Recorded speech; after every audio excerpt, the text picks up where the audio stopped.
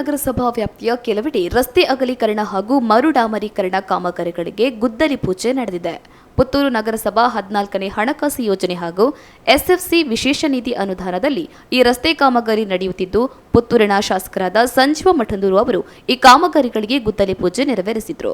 ಈ ಸಂದರ್ಭದಲ್ಲಿ ಪುತ್ತೂರಿನ ನಗರಸಭಾ ಅಧ್ಯಕ್ಷರಾದ ಜೀವಂದರ್ ಜೈನ್, ನಗರಾಭಿವೃದ್ಧಿ ಪ್ರಾಧಿಕಾರದ ಅಧ್ಯಕ್ಷರಾದ ಭಾಮಿ ಅಶೋಕ್ ಶೆಣೈ, ಸ್ಥಾಯಿ ಸಮಿತಿ ಅಧ್ಯಕ್ಷರಾದ ಗೌರಿ ಬನ್ನೂರು, ಪುತ್ತೂರು ನಗರಸಭಾ ಪೌರಾಯುಕ್ತರಾದ ರೂಪಾ ಶೆಟ್ಟಿ ಉಪಸ್ಥಿತರಿದ್ದರು.